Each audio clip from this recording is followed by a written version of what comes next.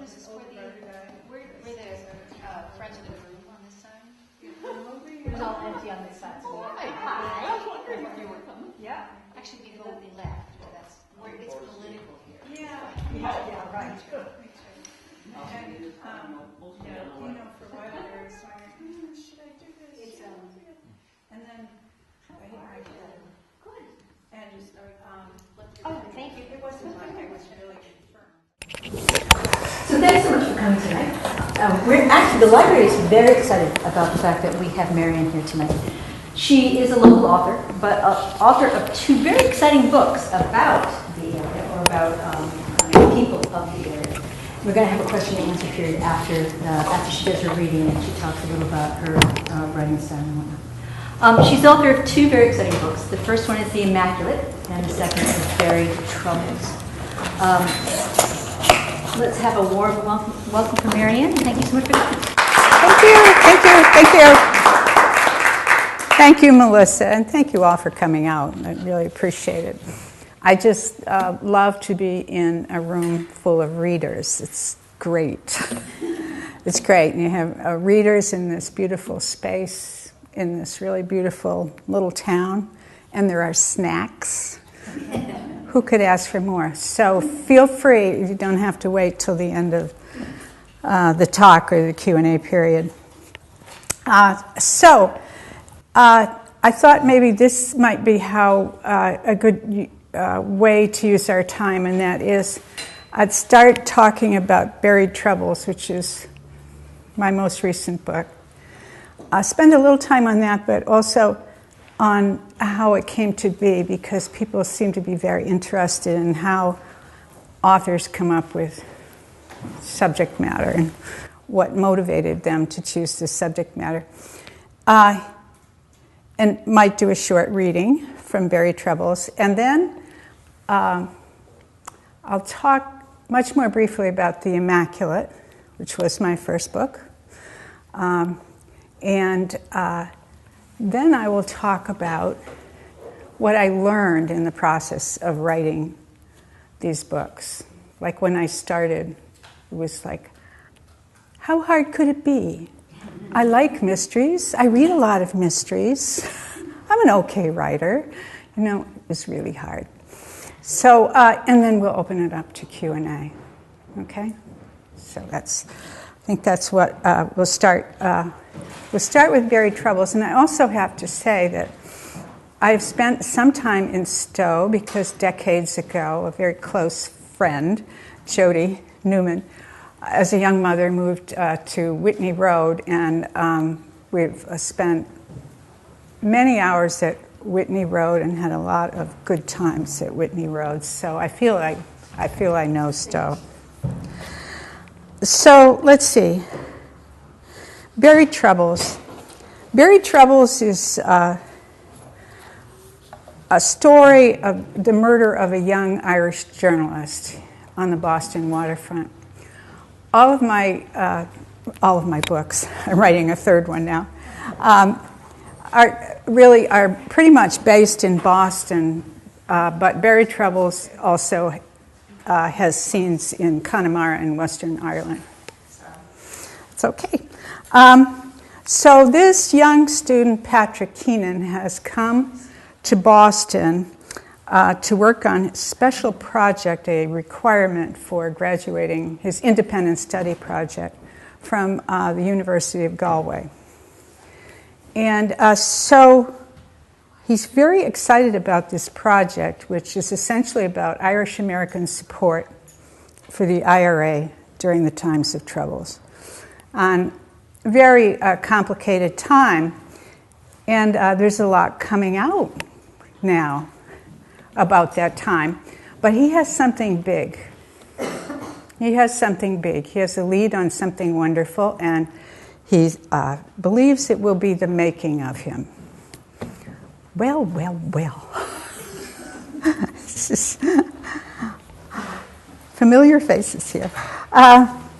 So the Troubles, as most of you know, in Northern Ireland, the Troubles is kind of a curiously genteel way of describing a pretty savage war that has taken so far about 3,500 lives. And today there has been a peace agreement signed in the 90s, so people are not actively killing each other most of the time, but it's still pretty tense. And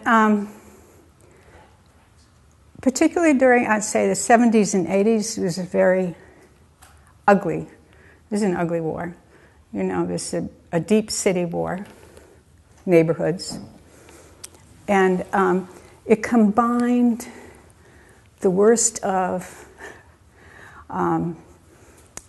rebellion and struggle for civil rights and religious wars, because it was between Catholics and Protestants. So it was a pretty tough time.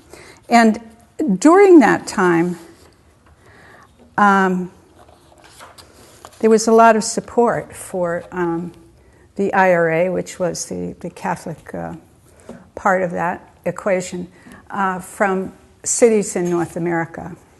And a lot of that is also coming out now. Now, maybe Patrick should have chosen a different project.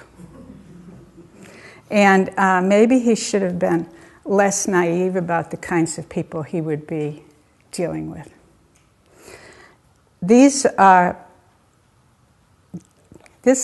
Patrick comes from a different generation, a younger generation. And in Ireland, as part of the European Union, the younger generation consider themselves as much European as they do Irish. And they go to work in Luxembourg or Geneva as quickly as they go to work in Dublin. So I'm sure he heard a lot about the Troubles, but I don't think he understood it in the real sense, or understood who he would be working with. He also didn't realize how persistent and lethal some of these grievances and memories were. There's a special gift that some people have for holding on to grudges. I know that in Charlestown, which for years was a working class Irish section of Boston, now it's a little yuppified, but an old saying was, forget everything but never forget the grudge. It's just like, hold on to that. So, but this book is about more than just Patrick's murder, tragic as it was.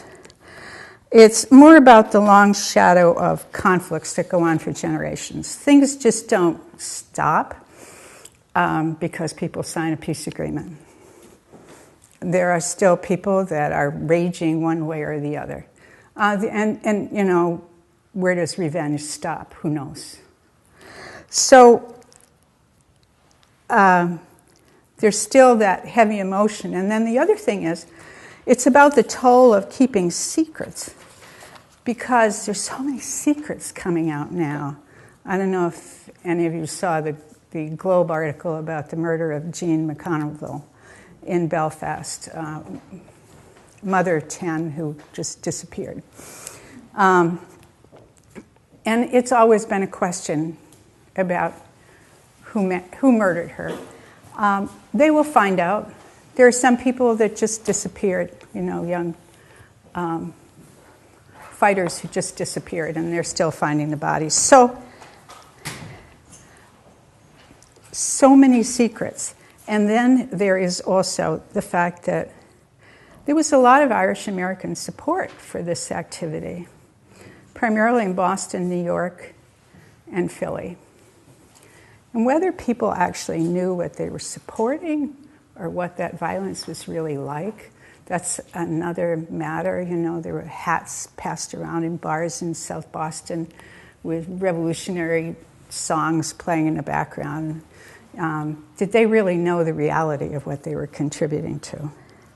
So it's just so interesting, and the connections with Boston were so interesting. I wanted to write about it, but I couldn't think of the right vehicle. And then a couple of years ago, Bill and I were at the University of Galway on a tour with this great young student, and I thought, there it is. It'll be a student doing a research project. And that's how it started. I decided to base it in Western Ireland because although I have visited Belfast a number of times, I'm more familiar with the landscape of Western Ireland. So, and I also used the same protagonist that I used in The Immaculate. It's a woman called Rosaria O'Reilly, who seemed like the right personality to be involved in this. She is a friend of Patrick's aunt, who he was visiting in Boston. And his aunt has asked Rosaria to help her take the body back to Western Ireland. And Rosaria's significant other is a Boston police detective who is leading the investigation on this side of the Atlantic.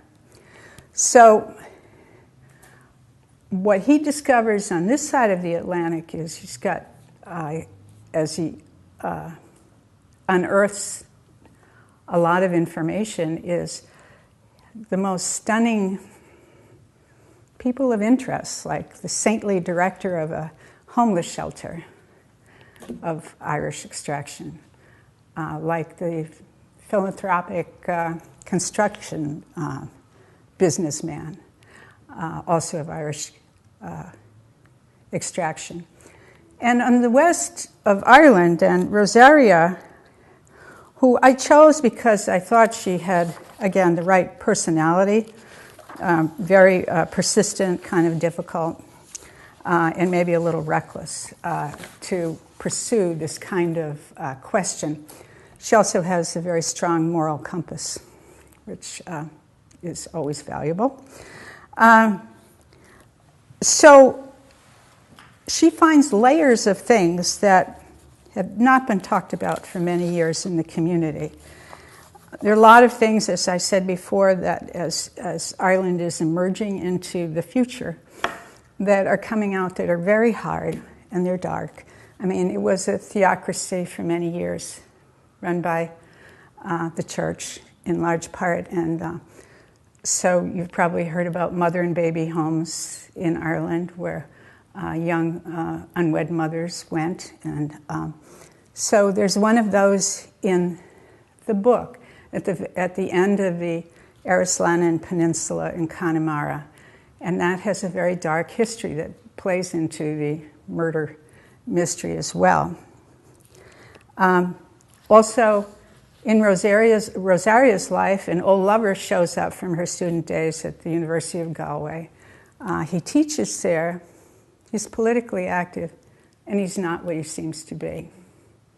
It seems as if no one is as they seem to be.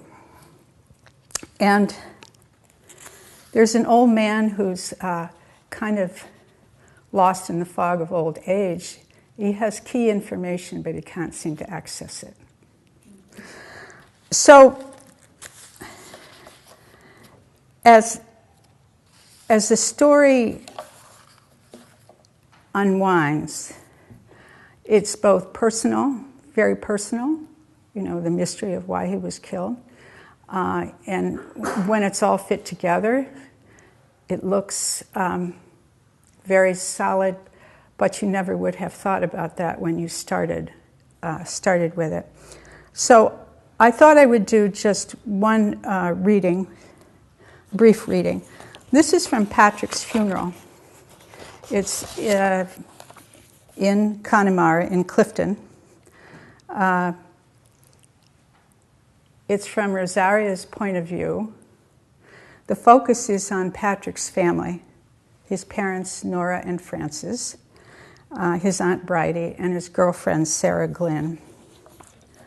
So now we're in St. Joseph's Church in Clifton, which is a real place.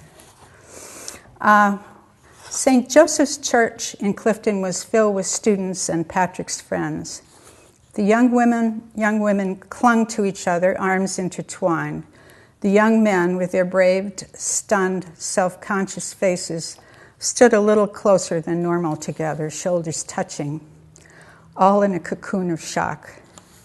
Rosaria sat at the back of the church, damp breezes carrying the sweet scent of bogs and water wafted through the open rear doors. Another soft day, as they called it here. A light mist and a moist, refreshing feel to air in the lungs. She heard a movement at the rear of the church as Patrick's parents, his girlfriend Sarah Glynn, and his Aunt Bridget gathered in the church entryway, white-faced and moving slowly. Bridie supported her sister Nora, Patrick's mother, on one side. On the other, Patrick's father, Francis, heartbreakingly ramrod, straight and solid, stood with his chin up and his eyes red, arms around his wife's waist. Mrs. Keenan, Nora, stood tall, mute, and frozen in the center of the small group. A light quivered to her angry, set jaw. Nora Keenan's eyes were fixed accusingly up the long aisle, not on the coffin, but on the altar and the crucifix. How could he let this happen to her boy? Sarah Glynn stood to the side, tall, willowy, with long dark hair, very still and dense with sadness, a dazed, confused expression on her face. The family pulled itself together and walked up to where the coffin waited at the altar. They walked toward Patrick's coffin and the altar, joining an extended family of cousins, aunts, and uncles standing at the front of the church, and sat in the front pew. A cluster of palpable grief, the ancient mother's rage of Nora Keenan burning at the center. The Mass was familiar to Rosaria in many ways, unfamiliar in others. While the older people stood at the lectern to read their liturgical passages in English, the young people, slim and stylish, read theirs in fluent school Gaelic. After Mass, 6 young men in dark suits lifted and carried the coffin down the aisle and out to the parking lot. Looking at them, Rosaria was reminded of the faces of the boy men who carried their fallen comrades in Iraq and Afghanistan. So young, so very, very young. The coffin and its bearers led the procession of family and friends from the parking lot down Bridge Street, all processing toward the cemetery where a dark mouth in the earth awaited young Patrick Keenan, the boy who thought his trip to America would be the making of him. At the risk of being ghoulish, thank you. At the risk of being ghoulish, I will tell you that when I was in Clifton, I went to a funeral. I felt, and it was sadly, it was a young man, not as young as Patrick was, but it was very moving. It was very moving because there's a procession. And Clifton is not a big city, but it's a big town. They carry the coffin. Everyone leaves the church and follows the coffin. And it all stops. Everything in the town stops. And so it was quite moving. So I enjoyed writing Buried Troubles, and there's one character in it that is similar to a character in The Immaculate, in that Mossy O'Toole, Maurice Ignatius O'Toole, in Connemara by way of Adams Corner in Dorchester, was supposed to be a cameo. He was supposed to be the taxi driver. And this happens sometimes with characters. They just shoulder their way in. And Mossy was such an engaging and interesting person, sort of a complicated person, that he became one of the main characters. And that's one of the things I learned about writing, too, is you cannot control these characters. They will do what they want, and he wanted a bigger piece of the action, and he got it. So, I think it's a good read if you decide to give it a go. I hope you think so. And so then I wanted to move to The Immaculate. Again, to talk about, so where did the idea come from? And I focus on that because people seem interested in knowing how you come up with these things. And this one was just out of the blue. I was driving home through Malden Massachusetts, where I went. Every year I take our former administrator from our department at Polaroid out to lunch for her birthday. So after I dropped Selma off, I decided, because I had done some growing up in Malden, to drive through the old neighborhoods just for the heck of it. And I drove by the Immaculate Conception School. And I remembered being there as a child. Nice memories. Of course, it's closed, and now it's senior condos for some very lucky senior citizens. This big, heavy brick building with giant windows and tall ceilings. Anyway, so I thought that was just a nice drive-by. And then a few days later, this image just came to my mind that I could not shake. It was very persistent and just stuck there. And that was, in the schoolyard, I saw this tall, elderly nun in full habit striding across the schoolyard. And anybody who has ever had nuns will know what that stride looks like, you know? And I just knew that she was walking to a bad end. I don't know why I knew that. And I kind of saw the image cinematically from above, you know? And it was winter dusk, and I said, where did that come from? Because there was no nun walking across the schoolyard. So it haunted me for weeks. And so I decided, well, the only one who is going to tell the story of what happens to this nun would be me. So I went to a workshop, and that was the first scene in the Immaculate, the first. And I worked so hard on that, it must have been months, on that one scene. And then in terms of putting together the rest of the story that goes with it, I set the story in a very fraught time, and that would be just before the Globe Spotlight investigation into the clerical abuse scandal came out, and at the same time, the point at which the opioid crisis was really starting to blossom. I mean, it was bad enough before, but really started to blossom. So, of course, lots of choices then for why the murder happened. And then the characters start to build themselves into the story. And again, this is the way I write. And when I say that, well, I thought, well, what would the nun be like? And I had seen her as kind of a troublemaker. You just couldn't shut her up. She was a social activist, you know, the kind of nun that would drive the Monsignor of the parish crazy because she was just very, very defiant about what she thought was right, okay? So then around her, and by the way, you may not remember, I named her after Father Aurelius. Do you remember Father Aurelius? I named her Mary Aurelius because I thought that was her personality, and the kids called her Spike. And only people who had known people like that would recognize that. So then around her, the characters kind of built themselves. It's not like they appeared out of nothing, but they start to populate.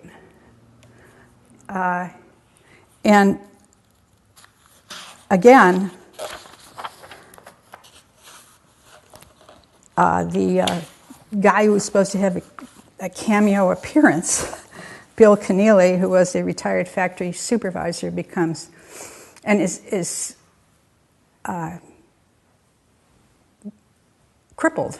I mean, you know, he's quite infirm, somehow becomes the unlikely hero in the story, and I don't know how that happened, but he did. So this story was pretty, The Immaculate was pretty powerful for me. They both were pretty powerful. And I would say it's deep Boston neighborhoods. Very, you'd recognize the bakery across from the school. The Chelsea scenes, you would recognize the bar. My brother used to work at the oil refineries down by the docks, and one of my fondest memories, my late brother, is that he and one of my other brothers took Bill and me around Chelsea while he showed me where all the hangouts were, and it's great. So it made it very, very real. So let's see. So a few things I've learned. First, it's how hard could it be? I really did think that. I really did think, well, how hard could it be to write a mystery, or a story or something? Because, I'm an okay writer, as I said, and I watch a lot of mysteries, and, it's sort of like, Jodi's a fabulous baker. It's sort of, well, you put in a little flour, you put in a little egg, what's Edmund Bill's houses and Bill's additions, you just nail some boards together. And, well, it was really hard. It was very hard. And so I took courses at the Gotham Writers Workshop in New York City. I took a lot of online courses, and also Grub Street in Boston is a great place for courses. I went to workshops, and I humbled myself by taking all kinds of critiques from other students and writers. You put your manuscript out there, and then everybody tears it apart, but that's how you learn. So that's what I learned, was that it was pretty hard. And also, like everyone in this room, it's pretty busy, and I don't know when I thought I was ever going to write this. So I don't know whether I thought, like when I'm waiting for the dentist or something, like I write a scene then, but then I learned that I really had to devote time, and also I had to have a place. I had a regular schedule and a place where I did it. And for a long time, I get up early in the morning, about 4:30. It would be early in the morning. Well, no one else was up, and just me and the dog. And I would write there. And now I spend a fair amount of time at the Fowler Library in West Concord, which is a lovely place to work also. Then I guess one of the main questions that you have to ask yourself is, who are you writing for? And I'm not writing for millennials. I'm really writing for people, I would say, 45 and up. It's just because I want people who understand the references. People have some different kinds of scars in life that might understand that a little more. And so I actually have two people I think about when I write. One is a lady named Mary Panzik, who lives in Pittsburgh and went to Bishop Chevra School in Malden. She's just a lady. She does a lot of reading. She has never lost her heavy Boston accent, and is kind of in her own quirky way a kind of a complicated person. And I just knew Mary would love this. And the other one is my brother Tom, who's the one who showed me all around. I know a lot about Chelsea bars and now, and a lot of stories. Anyway, because he worked down on the docks, but he's probably the only oil truck driver that I ever met that read Moby Dick, and he always had a big book beside him on the seat in the truck. So, I write for people like that. I write for people that are of a certain age and that really like a sense of place, and will find the characters in the books interesting / amusing. You got to love Mossy, O'Toole. And that kind of drives me, because if you try, every book is not for everybody, and if you're trying to please everybody, it just doesn't work. And if you're going for the latest like Gone Girl. There's so many. Have you noticed how many titles now use the word girl? Well, if you do that, you're so scattered, you're not pleasing anybody.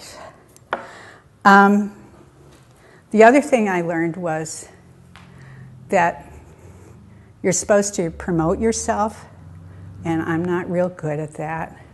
And I thought about that a lot and decided that probably wasn't me. I'm on social media, but mostly posting pictures of grandchildren and dogs and things. So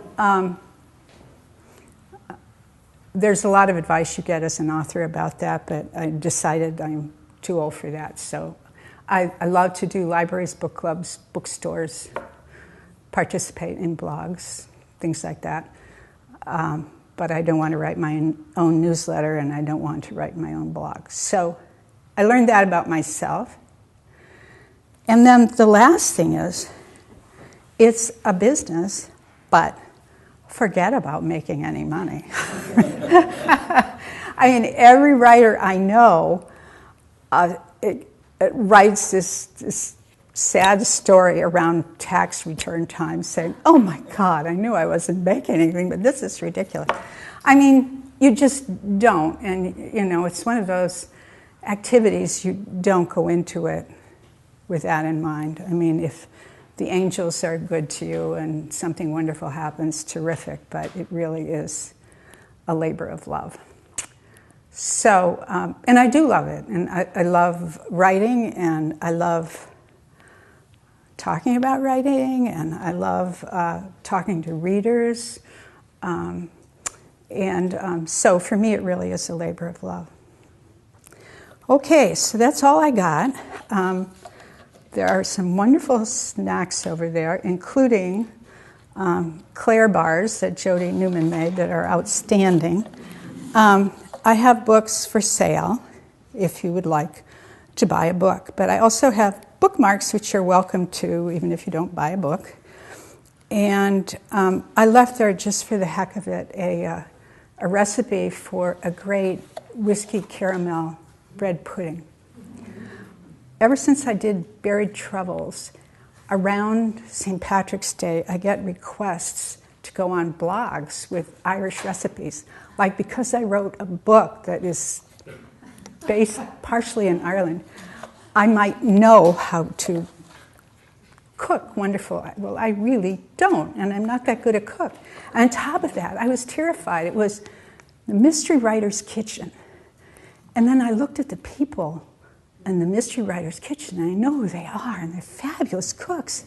And then, and be sure to record it and post the pictures of the different steps. And I thought, I'm dead. So this, I will tell you, and I admitted it in the blog, I stole from a woman named Charlotte Song, who is a music teacher, which is a nice last name, in Pittsburgh, who did this fabulous bread pudding for a book club I went to down there, and it was great. So anyway, I saw it on the computer, and I brought it as a sort of early St. Patrick's Day. Okay, so that's it. Questions? Yeah, first you talked about how your character's kind of following you around. I don't know if you've ever seen the movie. It came out, I think, last year.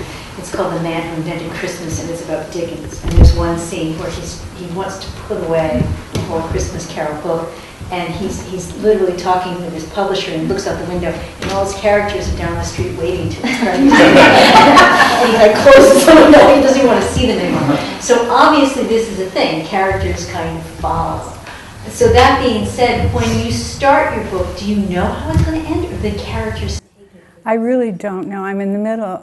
No, I'm sort of 3/4 through the third book, which I'm really excited about. And I just figured out. I tried to create such that there would be a number of people that might be the murderer. So in this case, I made it even more difficult because it would have been a man and a woman who did this murder, and I won't explain why. But I just figured that out. However, there are different kinds of writers, they categorize writers into outliners and pantsers. And pantsers are when you fly by the seat of your pants, and that's me. I think it's more organic, whereas outliners, they terrify me. They're wonderful writers, and I know a lot about them, but they have like these big whiteboards, and they have index cards, and they have written like a biography and everything about each character before they start the book, like what kind of car would she drive? And the question you're always supposed to ask is, what would she have in her refrigerator? Kind of to tell you what kind of person it was. I don't do that, but there are a lot of people that do. So on that note too, so if you're developing a character and they're kind of going south, or they're not kind of what you had envisioned, do you sacrifice them in the writing?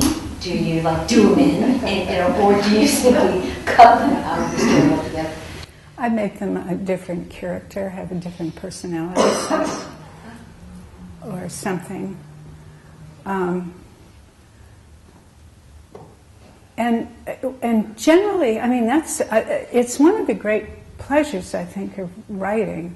When you're writing, they do develop themselves.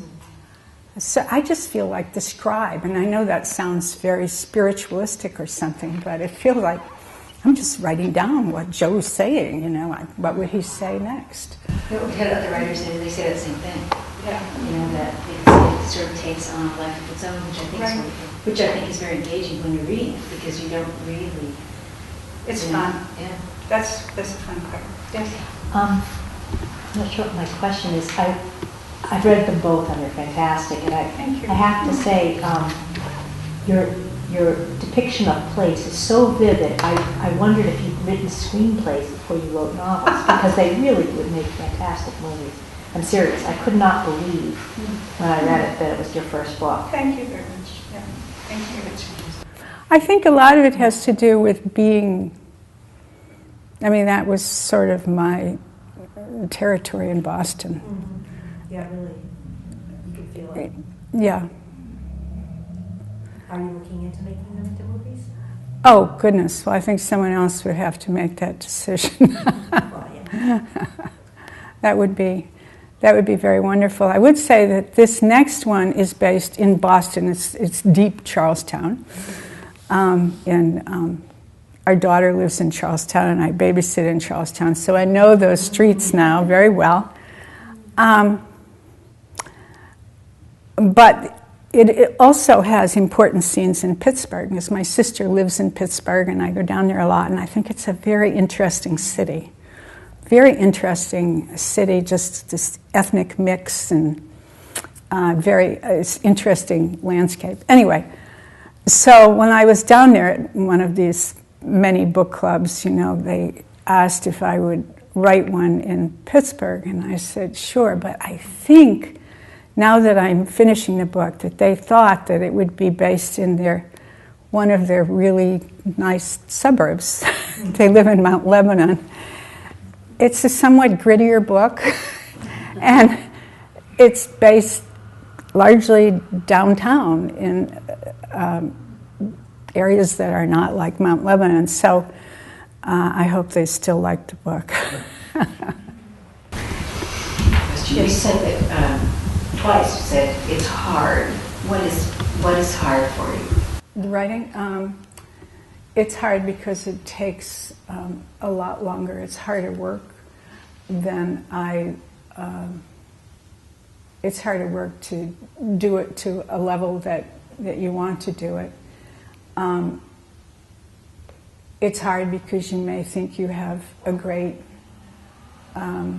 chapter, and then your editor or your critique circle tells you it stinks, and then, that's hard. That kind of thing.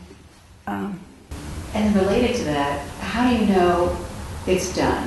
Or that section is done. How do you let go of it or set it free? Well, that's a good question. I don't ever really let go of a section. I write and then I go back. and I write.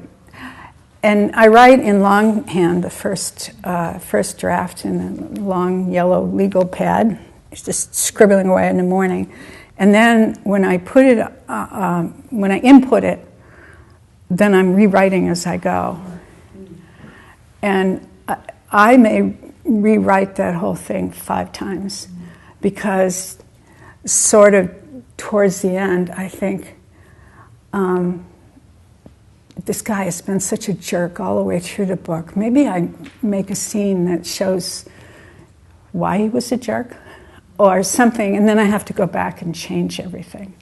And then I usually send it out to an editor when it's really rough. And then when I think I'm sort of almost there, I send it to one of my former teachers who reads it over. And I pretty much take advice, though the last time in the Immaculate he asked me to not include in the last scene, and I don't want to do a spoiler. He said, "You don't need that. You don't need that." And I thought carefully about it, and I thought, I need that. And people really liked that as part of the book. But anyway, after he goes through it and I kind of take all that input, then I feel I'm almost finished. And then, of course, though, when you get to the publisher has an editor too. And then how do you keep your own sense of, not integrity, but how do you draw that line and say, no, this is how I want it? Well, this is important. I mean, it's easy if it's if it's a teacher who's reading it for you. I mean, it's easy to just say, right, okay, I got it. Thank you for your input.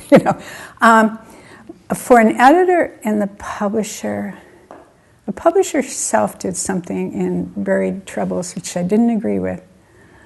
But then I thought, maybe she's right. And that was, I don't know if you noticed this in Buried Troubles, but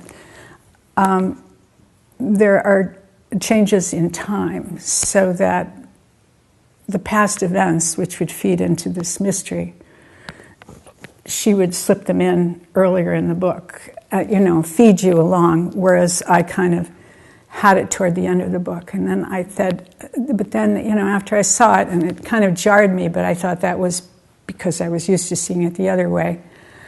And then I thought, well, maybe it was too much to put all of that history towards the end of the book, kind of like a core dump, maybe it was better. So anyway, I was content with it, and then I'm at the book club in the Fowler Library, and one of the readers said, the only thing that bothered me. I thought it was very much like the flashbacks that hotel things in a movie. Yeah. So that when the present happens, you have that back. Yes, that's right. I wondered whether you find it more difficult to write descriptive passages about locations or places or feelings versus writing dialogue between characters. Is there any part of the writing that you do find harder? Sometimes I find writing dialogue hard, and if I think about what the part about writing dialogue is, for me, is trying to avoid the trap of having two talking heads. Like two people meet for coffee or something, and it's a whole chapter of he said, she said, and it just kind of doesn't work. You have to have other activity around it. And so I have to work harder at that. Something has to happen. I remember one was a scene in the Immaculate where Rosaria and her close friend Nuncy are riding in a car up to Gloucester. And so they're having a conversation, which is important to the plot, but then I'm realizing I'm in the talking head scene. So I have to make other things happen, like there's an accident with an Ipswich clam truck or something. I don't know. So I find that a little hard. I find it less hard to write about places, and scenes. Yes? Can you say a little bit more about how the characters develop and how you get your initial, you gave us the image of the nun, she's clearly a strong character, but do you see people out in the world and say, ooh, that's an interesting person, I could do this with them? They're all an amalgam of people that you know, for better or worse. And Have you ever had anyone you knew recognize themselves in a character? No, but I have had other people recognize it. And they weren't in a bad way. Many people that I knew in Gloucester who were, not in Gloucester, in Malden, who were involved in the city or the factory where we all worked, the shoe factory. They immediately knew who Bill Keneally was. Yeah. And they also knew who Detective Leo Galenian was. I mean, they just knew. And Leo Galenian was not a detective. I mean, in real life, Leo was the accountant at the factory. But I just thought that was kind of fun, and only a few people would ever know. But it was a little bit also of a gift. Like his daughter Louise is just thrilled that that her dad, who's passed away a long time ago, is in the book. But they do recognize him. They're not spot on, but that's how you observe and learn. I also was going to say about where you get your subject matter. You notice things.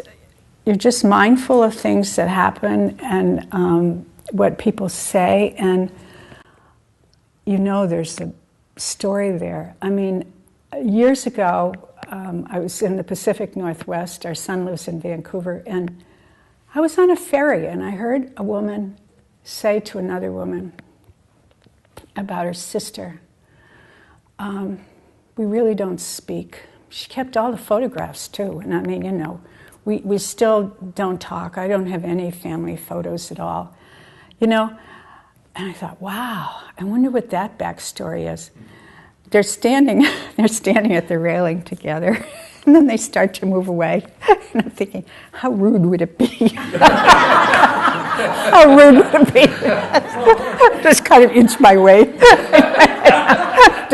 Inch my way down the railing. Anyway. Wait, let me get that down. So I think all your characters are an amalgam of people you've known throughout your life. And I wrote a short story once that I really liked a lot. It was in the Sherlock Holmes Mystery Magazine. And I wrote it on the way home from a college reunion in upstate New York. And it was not a real character that I knew, but it was just the mannerisms, the way the person talked, etc., were just like 3 or 4 people that I knew from that event. It's just people and observing. I guess that's it, just being mindful. Mm-hmm. Do you have, can you give us a sense of, with each book, when you were ready to give it whole to a potential publisher or to one of your teachers, how long was it till you had a whole manuscript that you wanted to feedback on? I think I'm probably a book every other year person. So the first book probably took me, I would say, 18 months to 2 years to just write it and then rewrite it and then tear it apart and write it again. But when I remember I was disappointed when the publisher said, "We'd love to publish it. It'll come out next year." And I'm thinking, next year? that seems like such a long time, but it's another whole year after that. But Barry Troubles was faster, and the one I'm doing now is faster. And how did you find your publisher? Let's see. Well, the normal process is that you send out queries, what they call queries, to different agents. And you want to find an agent first who will then present your work, try to sell your work to different publishers. So I started that process, and I was in the middle of the process. It's a very stately process that takes a long time. So if they're interested, you usually send them your first 50 pages, first 50 pages. And either they say, no, it's not for me, or they say, send me a partial, meaning a partial manuscript. So then you send them 150, or 100, or whatever. And then you wait a very long time. And then if they like it, they ask for a full. So I'm in the middle of this process, sending out all these emails and attaching partials and fulls, and have a matrix of everybody. And then this small publisher had what they call an open submission period. These are kind of rare, and even this small publisher doesn't really do it anymore. And that is, for a certain window, you can send in a manuscript without an agent. So I said, well, that's cool. And I sent it in, and she said, great. So that was it. This present book is a standalone. These were meant to be part of a series, and so the next one was supposed to be, and may still be, another Rosaria O'Reilly one. But an agent suggested that I write a standalone, meaning not part of a series. She would like to read it and then perhaps carry it on to a larger publishing house. And one publishing house will not buy a book that is part of a series that another publishing house did. So that's a long way of saying. So I have been through open submission period, and I like that experience. And now I'm doing a standalone for an agent. We'll see how that goes. Do agents specialize in a certain genre? Yeah, well, yeah. I mean, they would say they don't, but there are certain agents that are mystery agent. And also, a lot of people self-publish now. And you can't really tell, I've read a lot of really good self-published works. Better than some published by the major houses. In addition, all of the advantages of being with a major house have kind of disappeared, because it used to be like they gave their authors their own publicist or whatever, who set up events at bookstores. Even except for the real stars, authors have to do all that themselves now, and they have to do all of their publicity themselves now. So I'm not sure what the value is overall. And when you did start submitting them, you really, even though you said you might have submitted 25 pages or 50 pages, you had to have written the whole book. You had to have written the whole book. That's right. That's right. And the universe of agents is broad, even among just mystery agents, and they all have different tastes. Like, I got a lot of pushback because Rosaria is not a young heroine. She's older, and they said she can't be older than 40. And I said, I feel pretty strongly about that. And also in the Immaculate, one agent said, I really like it. It's just so Catholic. And I said, well, it is about the murder of a nun. I don't know what to say. So, well, they know what they can, they know what they can sell into their, and I respect them as, they know what they can sell into their channels. And so I never argue with that if they get, if they have the Cicero response. And I mean, for them, it's, as I said before, every book is not for everybody. And I don't think I could write, what I said was, I'm not going to do that. I don't think I could write a much younger protagonist. It's not, maybe if I really worked at it, but that's not why I write, so. Could you say something about some of the authors that you admire in the same genre? Yeah, I read a lot of Tana French. She's an Irish writer, Broken Harbor, Trespasser. Her latest one, Which Elm, I just can't get into, though everyone says, well, it really picks up at page 135. Anyway, she's a great writer. And then there's Benjamin Black. These are all Irish writers. I don't know what to say. But, of course, I love Louise Penny. Who doesn't love Louise Penny? Benjamin Black is the pen name of John Bainville, who's won the Booker Prize and, kind of a famous author, but decided he wanted to write mysteries, and so he writes under Benjamin Black. And I like another Irish writer, Ken Bruin, who has written, he wrote the Jack Taylor, I don't know if you ever saw Jack Taylor, member of the Guards in Ireland. So I like him. Any Boston writers or writers set in Boston? Dennis Lehane. I always read Robert Parker, though I'm not a Robert Parker type writer. I mean, I like his books, even though I'm not a... That's why they asked you to do the recipes. Pardon? That's why they asked you to do the recipes. Oh, right.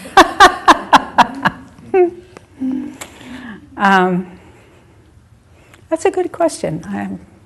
That's a good question. I don't have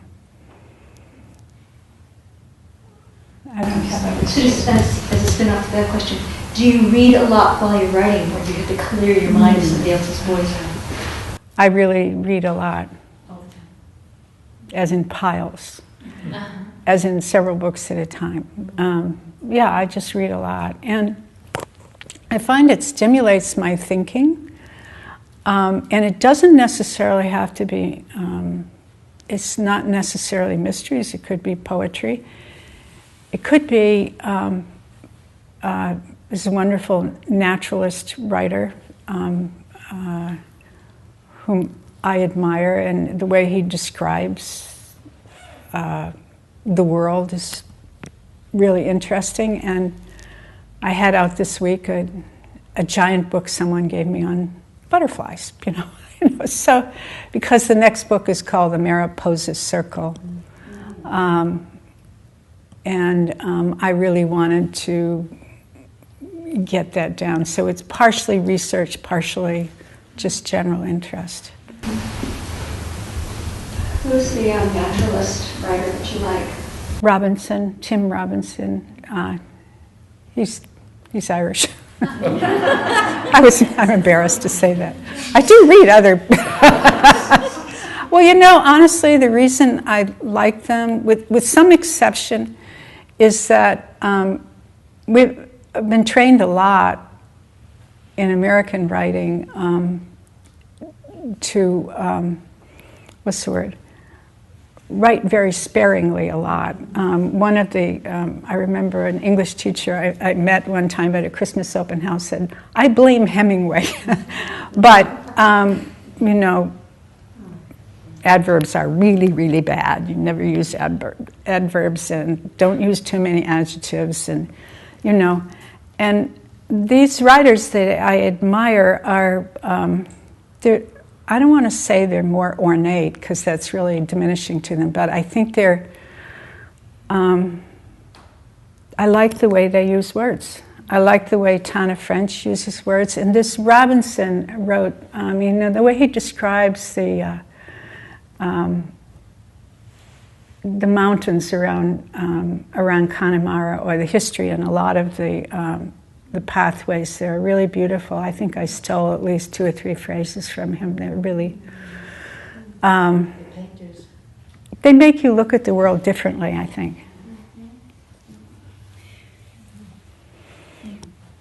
Yes. Will you be recording the books for book hunting? I don't even know how to do that. No, I honestly don't know what the process is.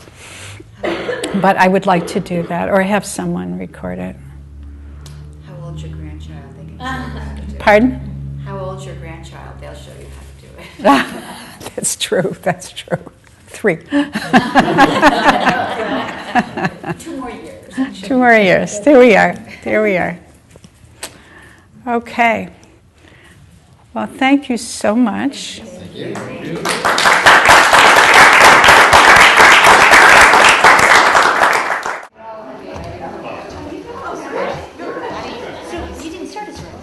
I'm sorry? You didn't start. Did you write all your lines?